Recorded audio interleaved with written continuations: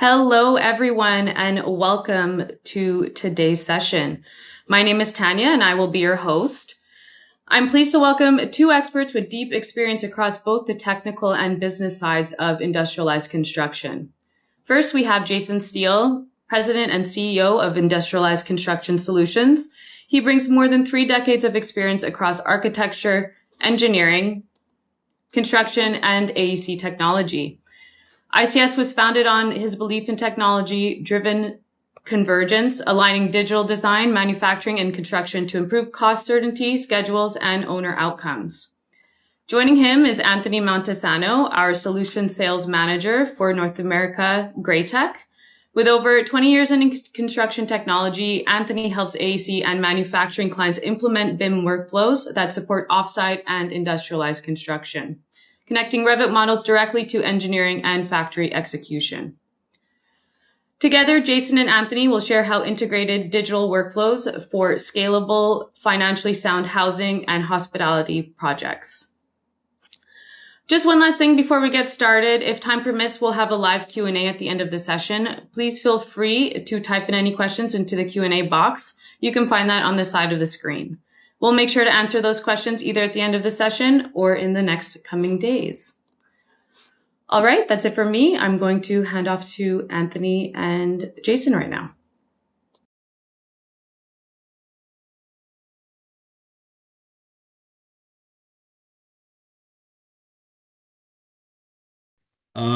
Jason, first off, thank you for participating with our Innovate to Build Graytech event. We really appreciate it.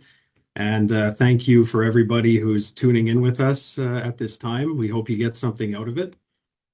So Jason, I mean, we've been working with ICS now for a few years, and just curious, I got to ask you, your last name being Steele, has that ever been brought up, connected to what you guys are doing at ICS?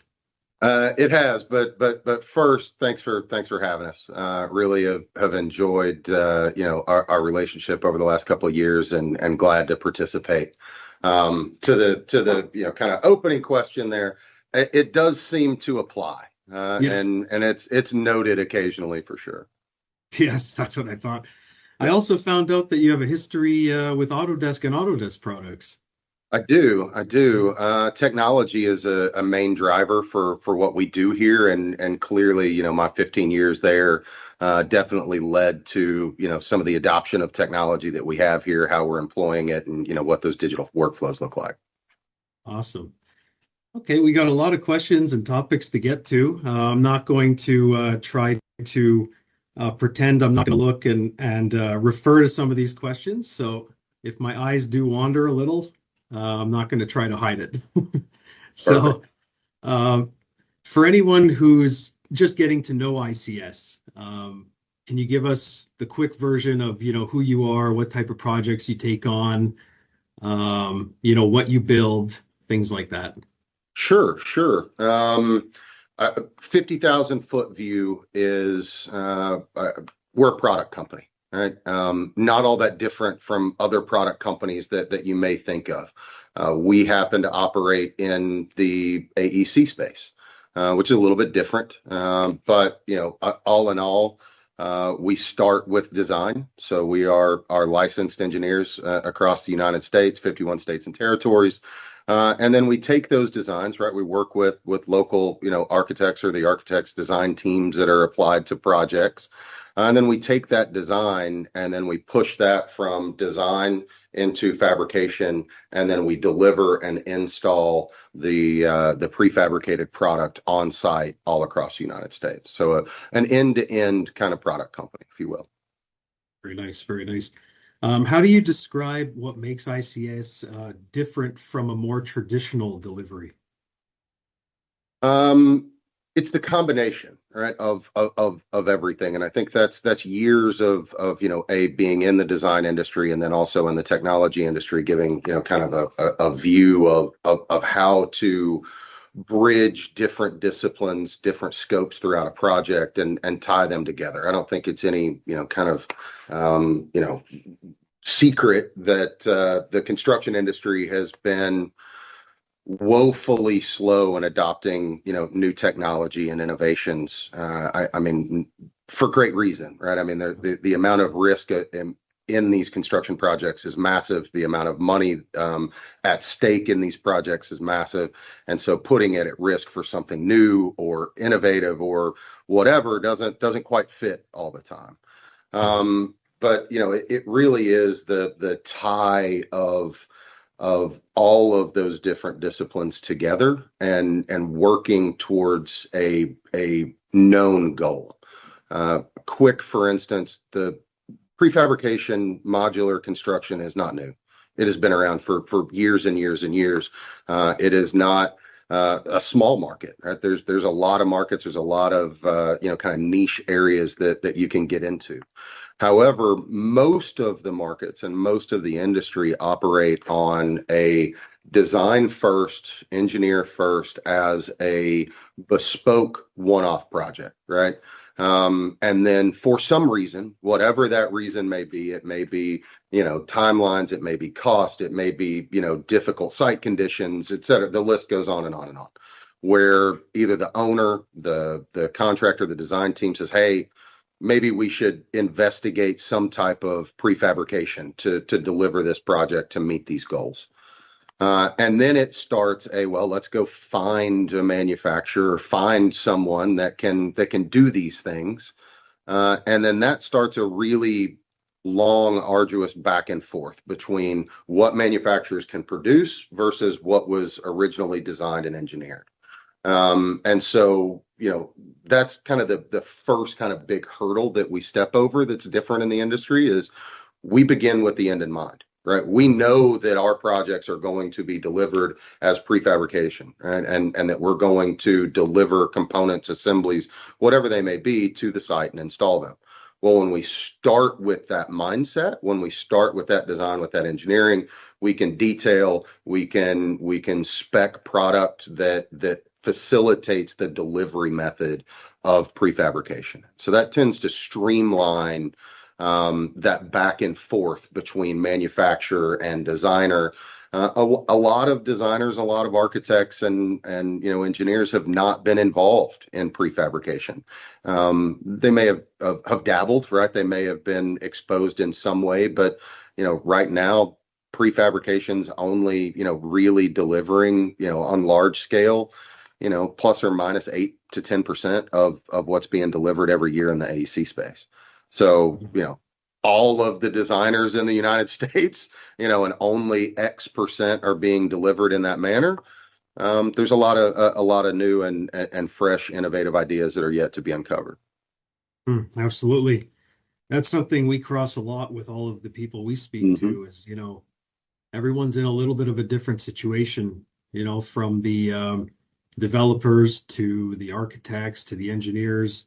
It's a lot of moving pieces to tie together to make that system effective and efficient. So yes, absolutely. You're often brought into projects that already hold their own set of challenges. What's usually broken by the time ICS gets the call? I mean, it varies, right? It really does on what each job and each project is trying to accomplish. There's a very broad spectrum of what the issues could be, but we'll kind of dial into a couple of specific markets and dial those in just a little bit. So let's talk multifamily residential, right, or hospitality. Most of the time right now over the last 5 years, projects just aren't penciling properly, right? From a pro forma perspective for the developer, these are investments. These are, they're not building it out of the kindness of their heart. They're not building it to, just have a beautiful building to look at. They're building it as an investment and to get a return. And if the pro forma numbers are not working and they don't reach the anticipated returns, then we kind of go back to a very known and engaged part of the industry, which is value engineering, right? Everybody goes through the exercise, everybody understands it, and it happens at different phases. And so most of the time when we're brought in on multifamily, it's to accomplish making the pro forma work, making the investment perspectives work with the rising build costs of today, right? And that's while we all see, what rent costs are doing and the cost of just living in the United States right now, the same is true for delivering those projects that you then live in. The costs are exorbitant. They're getting to a point to where they're really slim margins for some of these developers, and so when you're trying to run a business, having all of that information is critical. True. Yep. You mentioned pro forma. That kind of takes us into our next topic.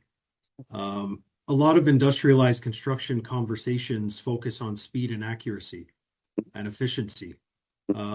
ICS, as you mentioned, often talks about solving challenges around the owner performance. Mm-hmm. What is that? Why is that the right starting point? If you don't start early, if you don't start in schematics and layout and really understanding the project and what the owner, developer, whomever is building the project is trying to accomplish, it's hard to come in late stage and course correct to that. So starting early, and we believe, and I'll tip my hat to an old colleague of mine, Chuck Meese, who just retired. Congratulations, Chuck. Enjoy the retirement. But he and I, for years, talked about, design with the end in mind. And when you start a project, you need to understand what you want the outcomes to be. And if you don't start with what the actual performance outcomes are and what you're trying to accomplish, you're never going to get there, right? You're going to try to, take swings in the dark at different stages and different milestones to course correct, but you're probably not going to get there. And so starting early and designing with the end in mind, that lets us select what type of structure are we going to look at, right? Or do we have, X budget, or do we only have Y budget? And those types of things really lead to material selection. It leads to, all of the design decisions that would be made early on, and not finish VE, right? So a lot of times, when you get to a VE exercise, right, you've gone through design, you've gone through engineering, you've got a bid set out to contractors. You may have gone in for permit of this design, and then the developer or whomever gets the bids back, and they're like, "Holy cow! I wasn't planning on this number.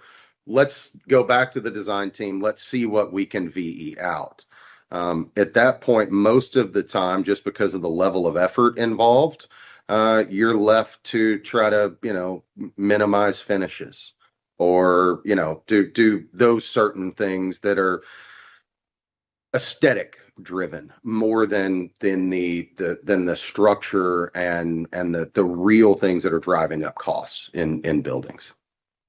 Right. Yeah. And, from what we hear, late stage changes of any kind are a lot more costly. So, I think that varies on the delivery method. I mean, if you look at standard traditional delivery methods, that's what these professionals are trained to do, and the life that they've lived their entire career is late stage problem solving, on site, critical thinking of, this didn't go together exactly how I should, or it should. So how do we course correct? How do we adjust? What kind of changes do we make on the fly?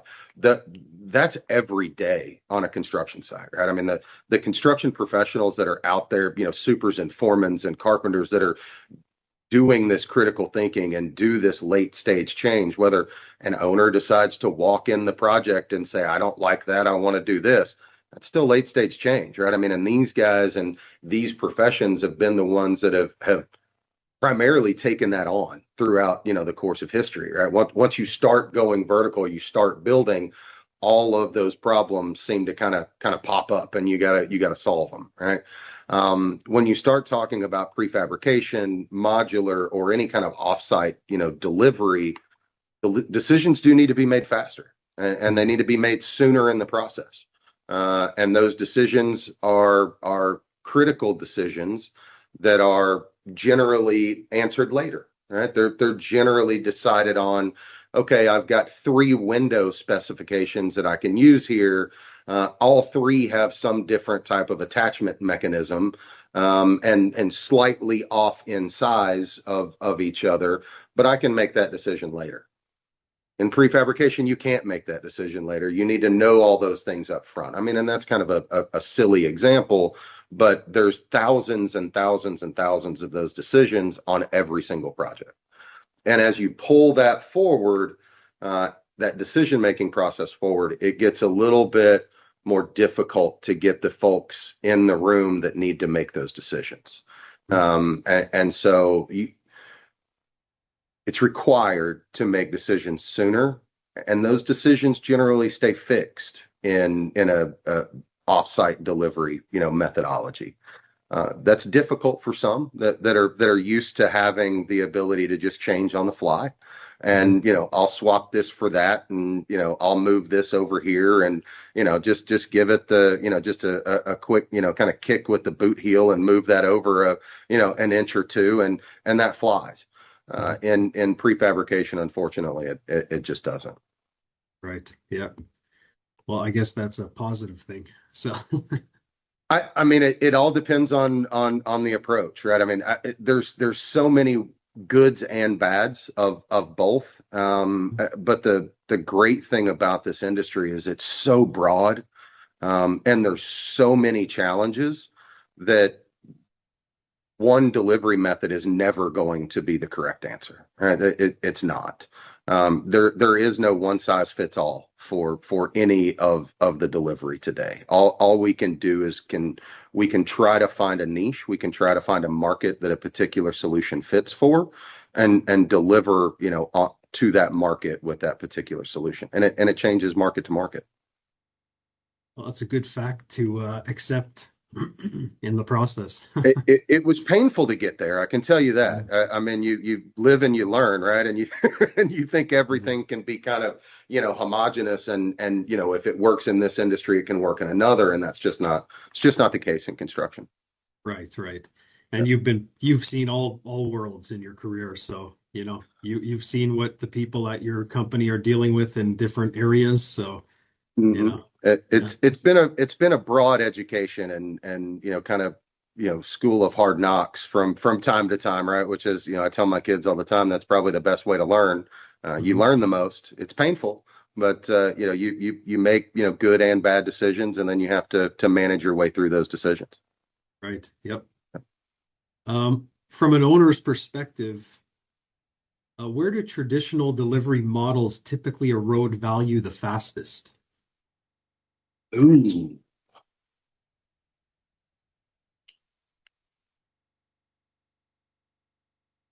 Unknowns, the unknown unknowns. Every job, you're in every project has unknowns that you're gonna have to manage. You're gonna have to uncover at some time, and those unknowns are really the risk. And I don't think that necessarily changes from one delivery type to another. I don't think that changes from traditional to some type of offsite delivery. However, offsite does force you to investigate further and in more detail before you get to those critical decision points. So I would say that's probably number one, is just what's going to happen, what's going to pop up, what wasn't coordinated properly, what did we not expect, and how does that get dealt with, is generally the number one. Second, on a traditional kind of delivery model, we've heard it for years, and we've stood up, and the industry's cried about it, yelled about it, tried to really get it out there that the skilled labor trades are diminishing quickly in the United States. I would agree with that statement holistically. However, there are pockets that are worse, right? There are pockets of skilled trades that have had more retirement, more people getting out of it, not enough people getting into that trade, and that's just kind of a product of the world we're in today.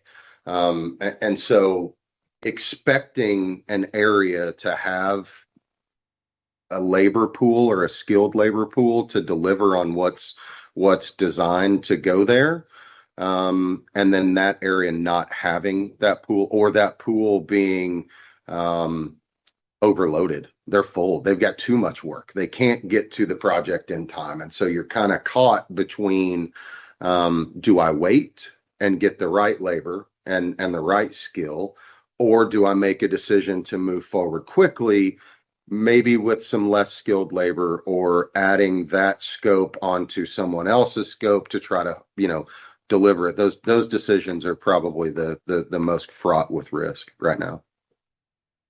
Yeah, definitely. We'll move on to kind of end-to-end workflow, discussion. ICS takes a fully integrated approach for, design, prefab, assembly, and DFMA is the new term these days. It used to be BIM and still is BIM, but now DFMA, design for manufacturing and assembly, is the new term everybody's using. Yep. You guys are definitely aligned with that. Why would you say that level of DFMA integration is so critical? I'm going to contradict myself from an earlier statement that our industry has not been innovative, because it just hasn't been necessarily innovative in the field as much as it could be. But when you take a step back from the field and you look at what machinery is being created, and built and put out into the marketplace, that machinery is innovative, and it does have a game-changing impact to deliver these components and assemblies out to the field. The problem is connecting the intent of what that product was supposed to be and what the end output and physical product is. And there are 37,000 steps between, the intent of what it should be and then the output of the physical good. And so being able to use digital workflows, and a lot of them are custom for us. We've had to write custom code, which has been great to work with your team as well to help, get the outputs that we need to feed, some of these downstream machines. But at every point, when you would take and transfer information from one, system to another, there's human error, right? You get people involved, and whether you just fat finger a key and it's just a simple error, or it's I misunderstood what the person, in front of me had designed or what they had engineered. And so I just didn't think of it that way and did it differently. Every step along the way had the potential for error, had the potential for, going in a direction that wasn't the intent of the product. Streamlining that through technology has been really the key for us. And it's been optimizing our own internal design workflows and just making sure that we can, operate efficiently internally, but then also be able to connect those workflows to all of those different systems as they go, down the line. The amount of product, materials, assemblies that go into buildings is vast. There's tons of them, and all of these pieces of equipment that produce these, materials and produce these components all have different software. They all have different drivers. They all have different things that make them work to produce their materials. It's connecting those that's really been the key for us, to where we don't have to go back and forth, human error, and we can design it once, engineer it once, and then push it all the way through the system. That's really been the biggest thing for us from a digital workflow perspective. Now, You get out into the field and while the digital aspect may drop a little bit, we're out there carrying iPads, we're out there using layout robots, and we're out there doing lasers and spinners and all of those things, and they're all being driven from the upstream design model, right? That was then connected to all those downstream layout tools and things. So it's those connections that have been immensely critical for our business model. Right. I mean, a BIM package can only take you so far. I mean, you can stay in that one model from the architectural to, all the way to production, really. You could stay within a certain environment, but these days there's always new things to speak to: ERP system, robots, CNC machines, you name it, proprietary software that some companies are using. So yeah, you definitely have to be agile and, I absolutely. And I'll say, just from a digital standpoint, BIM clearly is the basis of everything that we do, but we also leverage it as the single source of truth. And it has to be. You have to find some place. You have to find some, whether it's, some kind of common data environment, whether it's IFC, whether it's Revit, whether it's BIM, whatever that is, there has to be a determined, isolated single source of truth that is the driver of everything downstream. And you can spend tons and tons of time, over designing in the wrong system. But if you will take the right parameters from the single source of truth and then step it to whatever that next software is, whatever that next tool is, to enhance and add and bring additional value to the process, that's how we've been successful with it.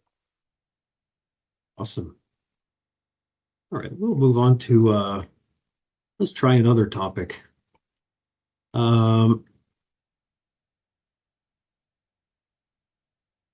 Okay, we already touched on some of that.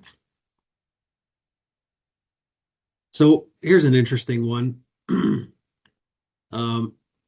When digital workflows are working properly, where do you see the biggest impact? Factory, site, schedule certainty, things along those lines. I'm going to say it's predictability. When things are working properly, it's the predictability that's given to all of the next steps in the line, right? Whether, a lot of our business, and something we didn't touch on, but a lot of our business is delivering multi-site retail.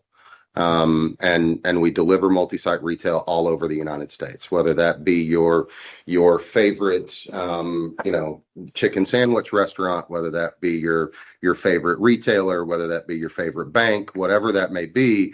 That multi-site retail is kind of our core business.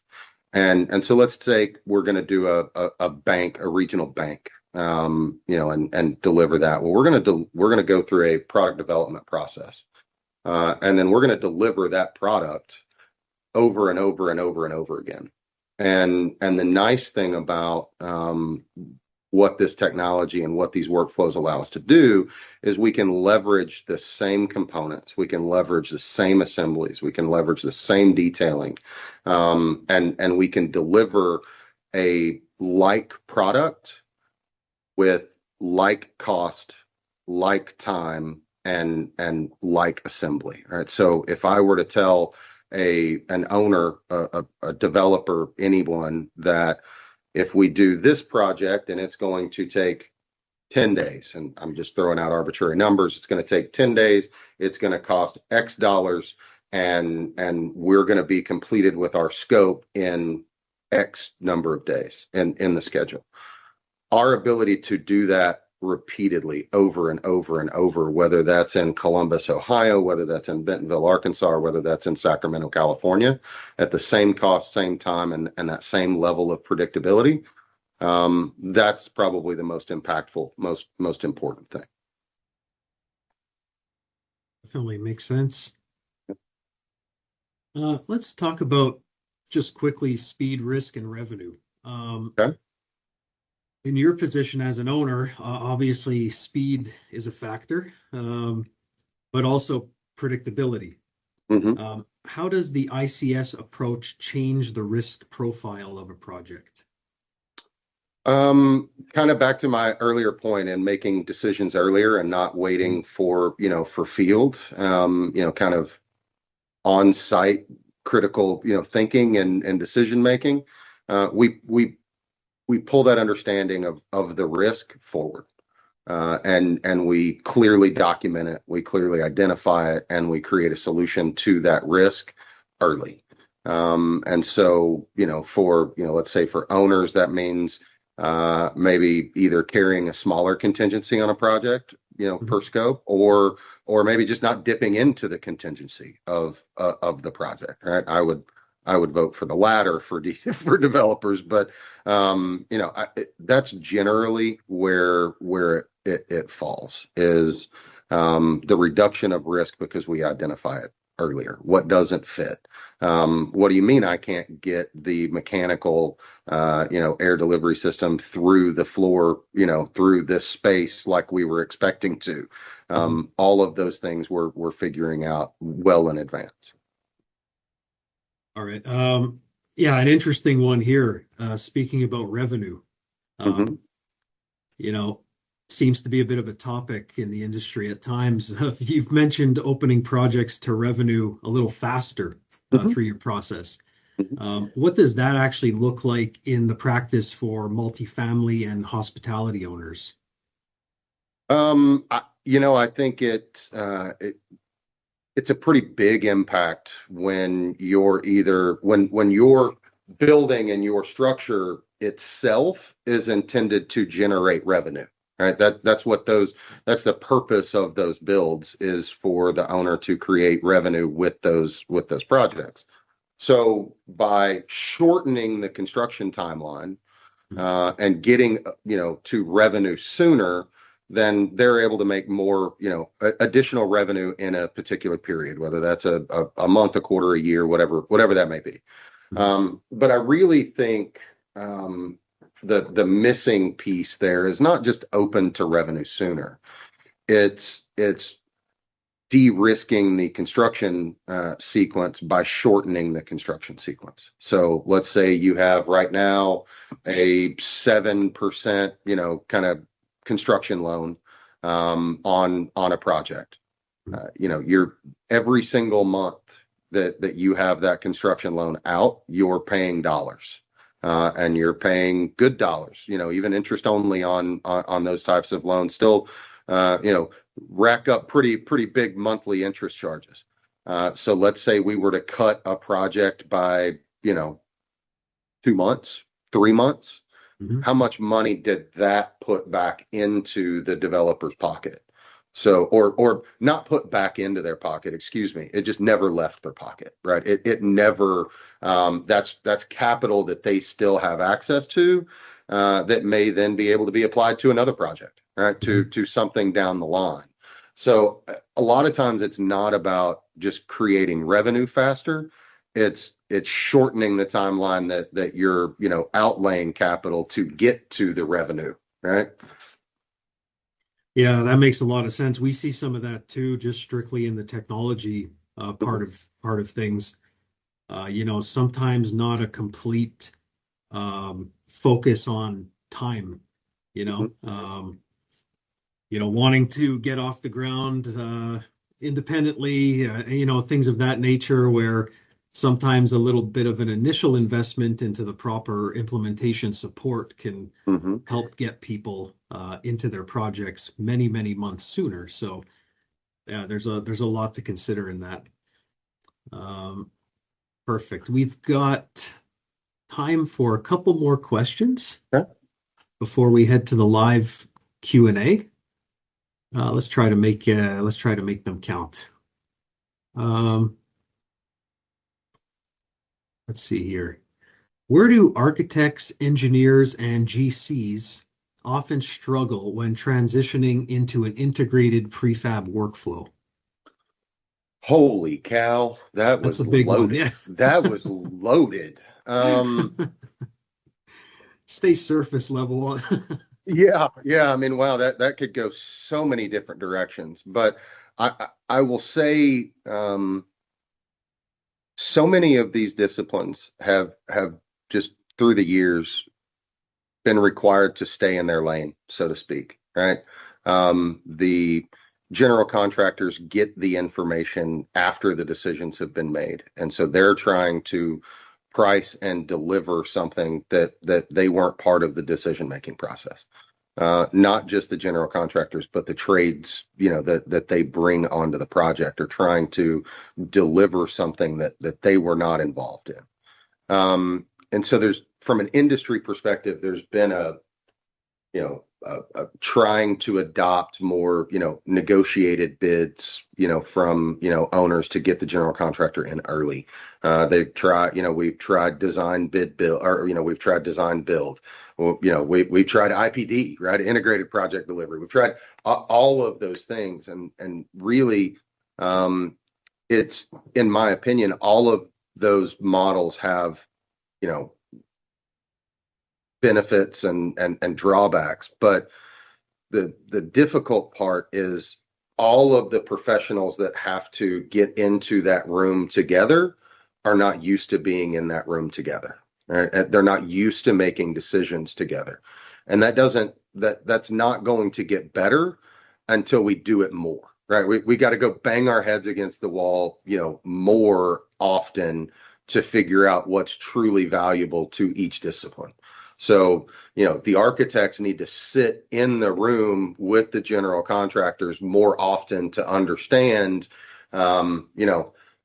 why does this decision, it seems minor in design, but it's going to impact cost or schedule significantly. So let's get those folks in the room together, not just once, not for just one project, not for a single phase of a project.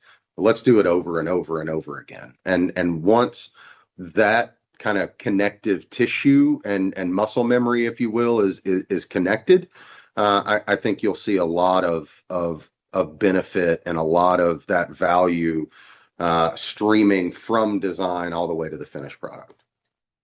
Right, absolutely. We see a lot of that when it comes to our clients receiving their architectural model, if it's from an outside source, and there seems to be a gap there. Mm-hmm. Seems to be a lot of work that has to be done after receiving that architectural model at times, even though it's in the Revit environment. Mm-hmm. Yeah, so definitely some improvement can be made there. Let's see here. Yeah, so probably the last question. For owners and developers considering this approach, and we see a lot of this right now, there's a Mm-hmm. lot of groups getting together out there Mm-hmm. who are looking to try to solve the housing crisis, or, Mm-hmm. and stemming from the developers to the contractors to tying in BIM technology, you name it. What questions should they be asking early that they usually don't? Oh, wow.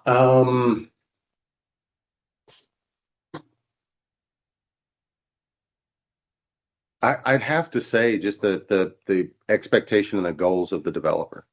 Right? I think a lot of times, or the of the owner, a lot of times in all of the different disciplines and professions, we have a tendency to think that we just understand, that we innately know what needs to be accomplished and what the owner is trying to accomplish. But even one multifamily project to another multifamily project may be very different, even if it's with the same owner. All right, so understanding the dynamics and the goals and objectives of each individual project, I think, is really going to be the thing that gets missed most often. And I'm not saying that it's arrogance on behalf of any of the professionals involved. I do think that it's a product of, we're trying to move fast. And sometimes when you're trying to move too fast, you forget to ask the right questions. and those questions hold impact on how fast you can move and what you're going to be delivering. So I would say to everyone, just ask more questions. Right. So I think we got to wrap it up, but is there anything just quickly before we wrap up? Is there anything that you wanted to mention specifically about what you guys are up to? Anything exciting coming in the near future? I mean, I can't divulge, kind of some upcoming project things, but there's some fun stuff coming, and there's some just like I mentioned earlier, the industry is so broad, and it's so diverse, both in what we're delivering and geographically, that the space available for innovation is just massive, and whatever problem it is that is trying to be solved, and there are tons of them that have to be solved. Technology is probably going to be the backbone of how it gets solved these days. Gone are the days of just brute force of just kind of throw more people at the problem and it will solve, right? I think that connectivity of technology is really going to be driving those types of innovations in the field. I think those are the steps that are going to be taken to lower costs, or maybe not lower costs but hold costs, to a point to where things eventually kind of can become more affordable. I also think that, and I'll kind of tease this a little bit. I also think that let's just take the residential space and the single family residential space. I think the engagement of the ultimate owner and the decision of the homeowners and what they accomplish are going to be more easily delivered than in years past. And I say that based upon a couple things that we have working here. And I'll tease that a little bit, which is we're working right now on configure to order. And configure to order, and we're starting that in the single family kind of, whether it's single family, whether it's ADUs, whether it's a small multifamily like a duplex townhouse, fourplex type of thing, to where, think of it as a configurator, like if you were going to go buy a new truck, right? If you were going to go to Chevy or Ford or Toyota or wherever, and you're going to buy a new truck, you're going to get online, and you're going to click the button that says build my truck now, and you're going to pick out colors and wheels and cab size and doors and all of that kind of thing. And you're doing it live on the screen, interacting, right? And at the end of that, you have the option to place the order. That is configured to order, and it's been around for years, and it just hasn't been used in the design and construction space for a number of reasons that we don't necessarily have to get into, because there's lots that you have to solve.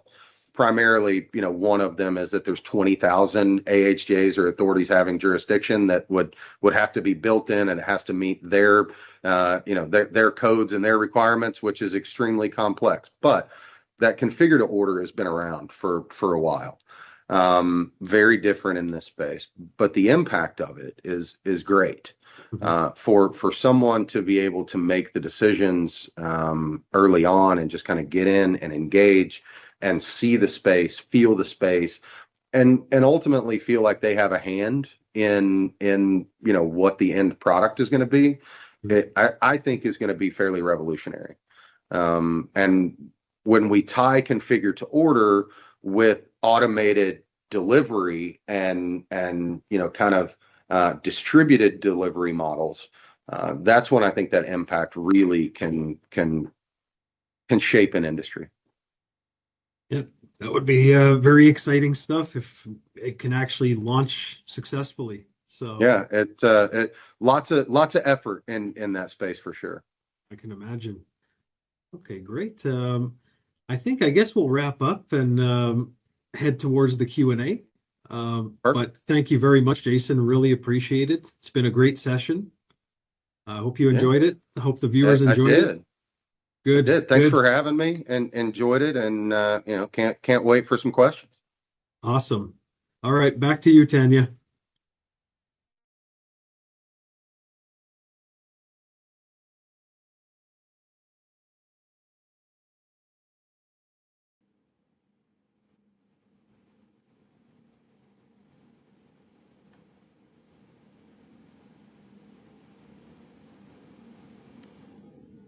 Tanya, I think you're on mute. Just wanted to say thank you. That was great. I just pulled the guys up now, so if there's any questions that you guys might have, please send them through the chat. Just while we wait for any questions to come through, you can see right here their contact information. If you have any questions for ICS or for Great Tech, please feel free to reach out to those emails.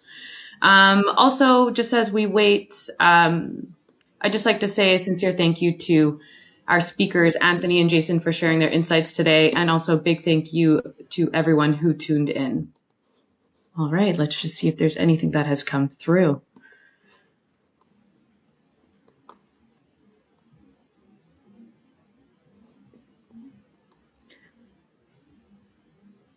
We'll just give it another minute.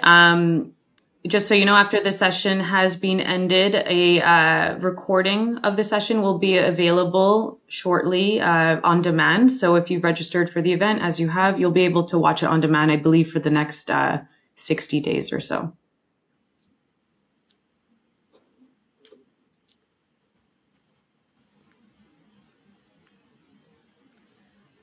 All right, then. Well, I guess, Anthony, Jason, that is it for today. Just want to say thank you again to everyone. Thank you, Anthony. Thank you, Jason, for taking the time to do this session. We really appreciate it. Thank you very much. Perfect. Thank you.